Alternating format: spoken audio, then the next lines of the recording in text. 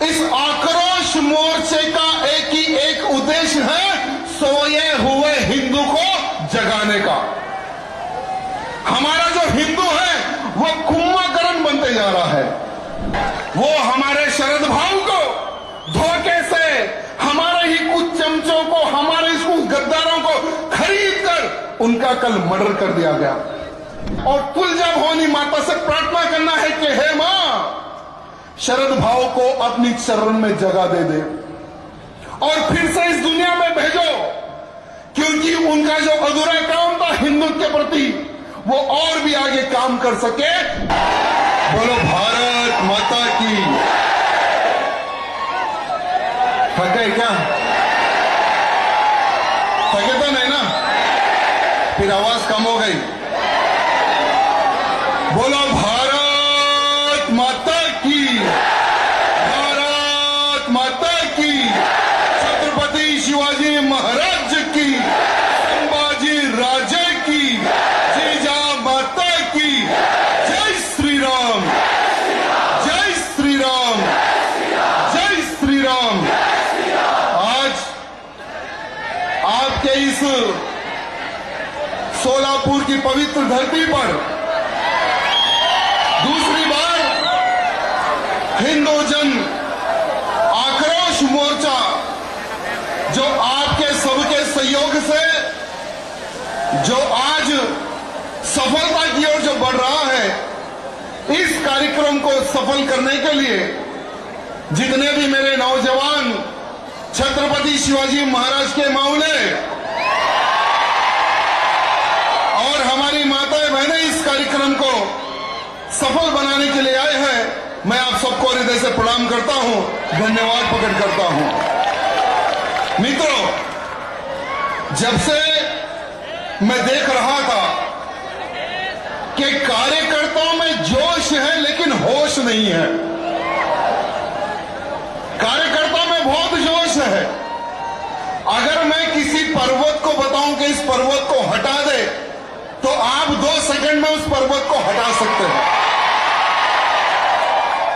उतनी शक्ति, उतना जोश आप सब में है, लेकिन अब हमें जोश से नहीं, होश और टेक्निकली हमें काम करना है।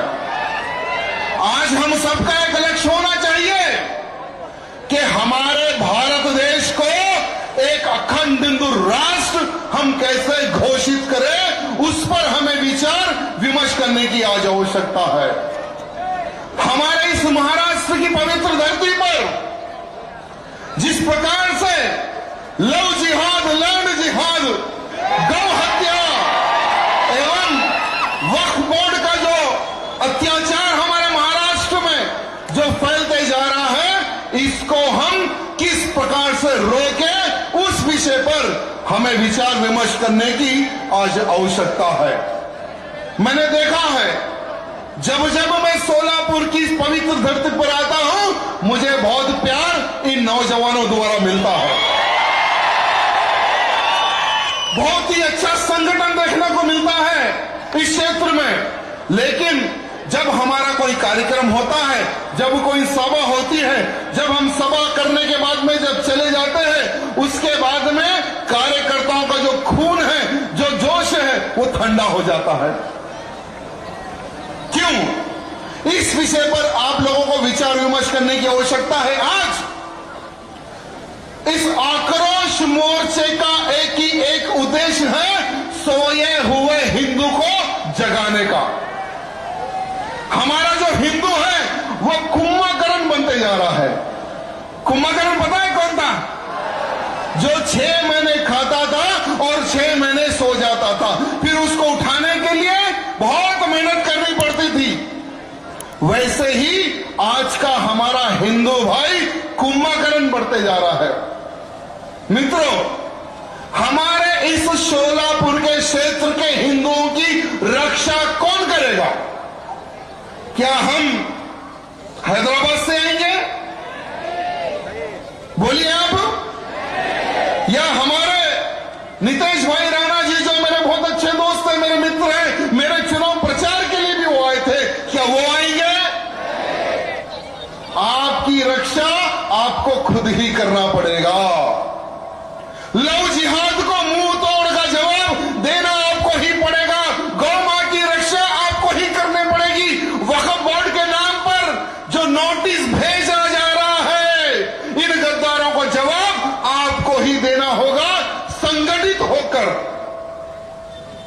सुना है कि यहां के कार्यकर्ता जातिवाद में बढ़ते जा रहे हैं। जातिवाद धर्मवाद में हम लोग बढ़ रहे हैं। इसका नुकसान किसे होगा? किसको होगा नुकसान? मैं लिंगायत हूं, मैं क्षत्रिय हूं, मैं गौड़ हूं, मैं मराठा हूं। ये अगर भावना हम सब में रही तो कभी भी हिंदू राष्ट्र हमारा भारत देश नहीं बनने वाला मेरे भाइयों। बनेगा क्या? अगर कोई भी व्यक्ति अगर आपको पूछे कि तुम किस जाति को हो तो तुम उसको कहना कि मेरी जाति हिंदू जाति है। मैं एक हिंदू हूं। सबसे पहले ये आप उस व्यक्ति को जवाब देना। अगर आप प्रारंभ करेंगे तो आने वाले समय में आपको देखकर हर राज्य का हिंदू कहेगा कि सबसे पहले मैं एक हिंदू हूं, उसके बाद में मैं उस जात का हूं, मैं उस समाज का हूं। यह हमें एक अवेयरनेस लाने की आज आवश्यकता है मेरे भाइयों। आज हमारे इस सोलापुर के ग्राम देवता सिद्धेश्वर महाराज जी, उस मठ को, उस मंदिर को वक्फ बोर्ड के लोग बताते हैं कि हमारा लैंड है। क्या इनके बाप का लैंड है? क्या इनके बाप का लैंड है? क्या बताइए। आज अगर हमारा भारत देश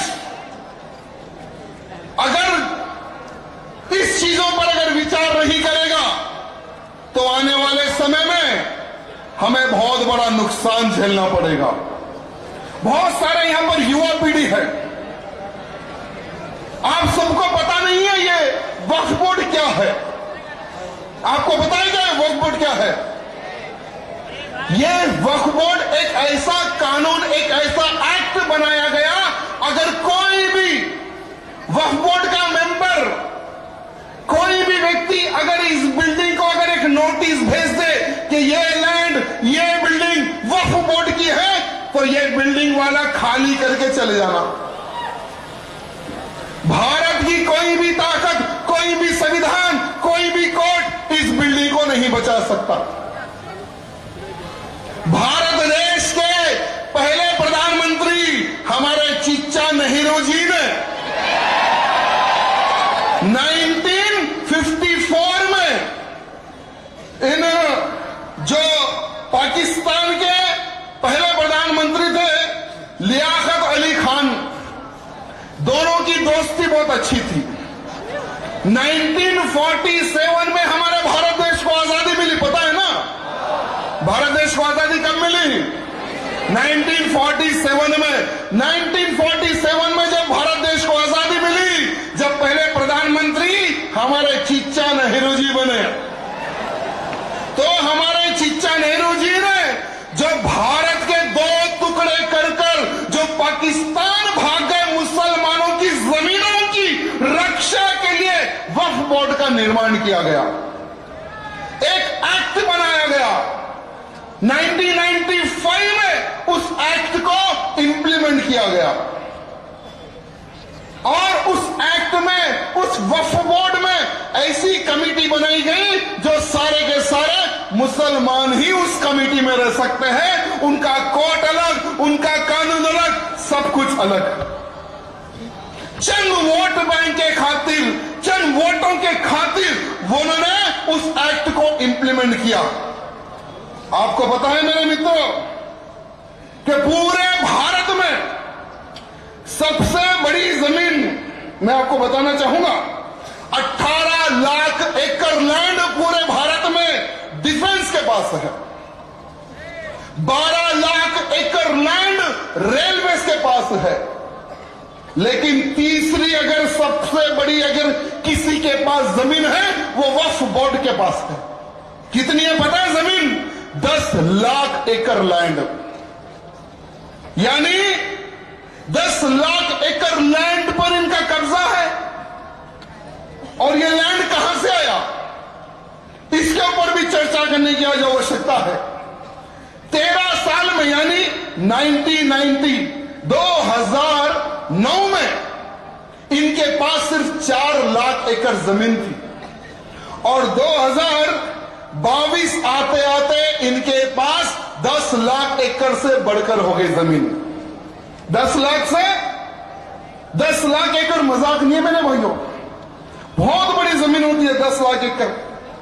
और इस वक्फ बोर्ड के पास किस किस क्षेत्र में कहां पर कितनी जगह है वो भी मैं आपको बताना चाहूंगा।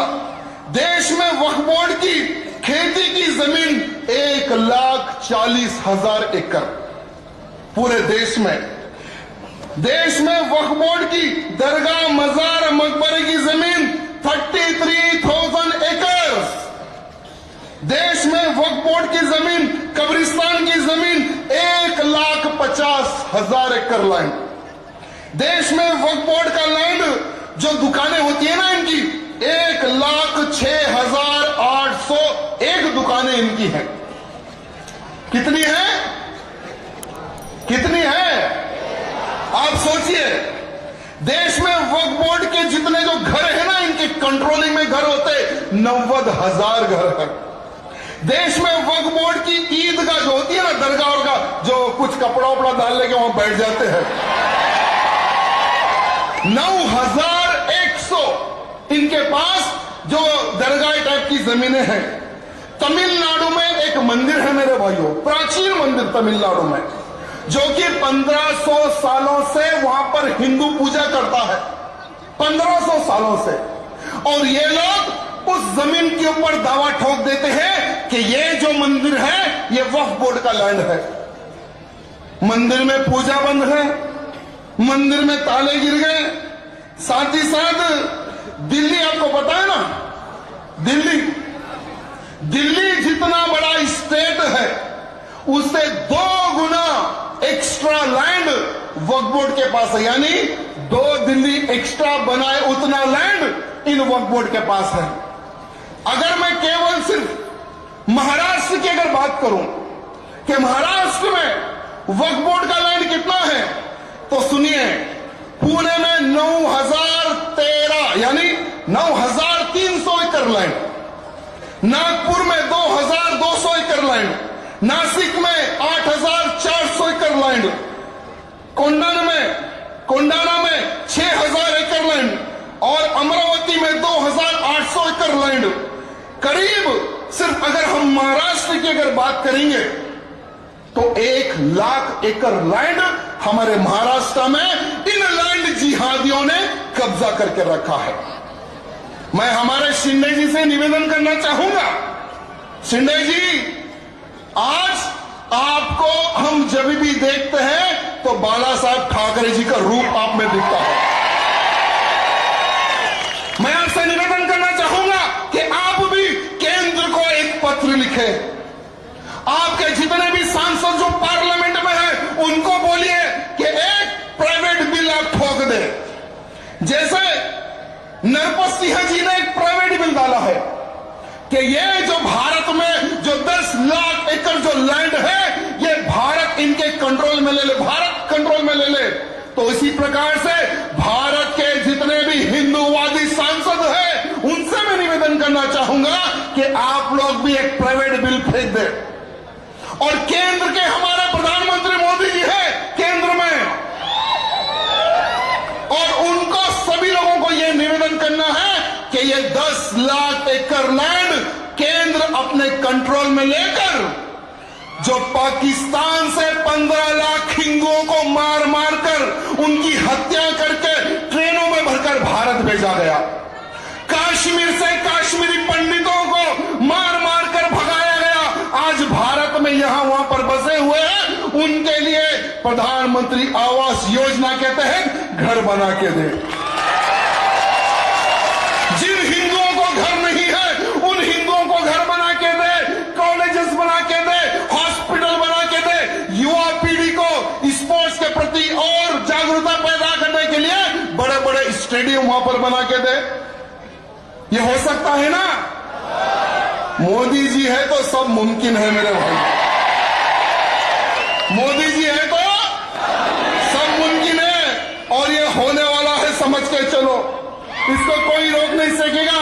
साथ ही साथ हमारा एक मित्र बता रहे थे कि हमारे सोलापुर में एक क्षेत्र है लगभग 250 गरीब मकान है वहां पर इन्होंने दावा ठोक दिया कि ये लैंड वक्फ बोर्ड का लैंड है।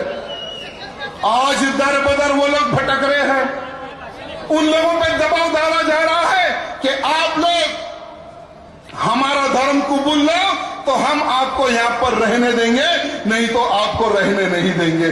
हमारे सोलापुर बिल्कुल बाजू की है, एकदम बगल में ही है, जहां पर इन्होंने नोटिस भेजकर सभी हिंदुओं को परेशान किया जा रहा है। साथ ही साथ हमारे पुणे में जो राजीव गांधी पार्क है 20 एकड़ का लैंड, लगभग 100 करोड़ रुपए का लैंड है, उसको इन्होंने वक्फ बोर्ड प्रॉपर्टी घोषित करने के लिए दबाव डालना स्टार्ट किया, उसको भी नोटिस भेज दिया है। जब पुणे की बात आई तो एक बहुत ही अफसोस घटना सुनने को मिली है। कल का मेरा प्रोग्राम था सासवाड़ा में, आज रात को मैं निकलने वाला था सासवाड़ा में, मुझे पता चला कि हमारे दोस्त की हत्या कर दी गई। जो शरद भाऊ जी है वो और मैं इसी प्रकार की एक धर्म सभा को हम लोगों ने संबोधित किया था शिरडी के श्रीरामपुर में। वो इंसान जो अपना पूरा जीवन देश के प्रति, धर्म के प्रति गौ रक्षा में बिता दिया, वो इंसान जिसने जेल में एक आतंकवादी को उसकी सबक सिखाकर उसको वहीं पर 72 हुरों के पास पहुंचा दिया था, वो हमारे शरद भाऊ को धोखे से हमारे ही कुछ चमचों को, हमारे इस कुछ गद्दारों को खरीद कर उनका कल मर्डर कर दिया गया। वो जो शरद भाऊ की जो धर्मपत्नी है वो भी एक हिंदूवादी है, वो भी आज इस मंच पर आने वाली थी, उनका भी मान सम्मान का कार्यक्रम था। हम सब लोग मिलकर शरद भाऊ की आत्मा को शांति के लिए प्रार्थना करना है और तुलजा भवानी माता से प्रार्थना करना है कि हे मां, शरद भाऊ को अपनी चरण में जगह दे दे और फिर से इस दुनिया में भेजो, क्योंकि उनका जो अधूरा काम था हिंदुत्व के प्रति वो और भी आगे काम कर सके, फिर कोई ना कोई किसी के भी घर में उनको फिर से जन्म दे, ये हमें मां से प्रार्थना करना है। इतिहास गवाह है मेरे भाइयों, इतिहास गवाह है कि हमारे हिंदुओं को तो हमारे हिंदुओं ने ही लूटा है। अरे दुश्मन तो दिखता है, लेकिन वो दुश्मन को हम कैसे पहचाने जो भगवा पहनकर पीछे चाकू लेकर खड़ा होता है। ऐसे गद्दारों को हमें पहचानना है मेरे भाइयों, और खास करके ऐसे नेताओं को हमें पहचानना है जब जब हिंदुओं को और हिंदू कार्यकर्ताओं पर कठिनाई आती है, जो नेता घर में चुप जाता है उसको सबक आप सब लोग मिलकर सिखाना है मेरे भाइयों।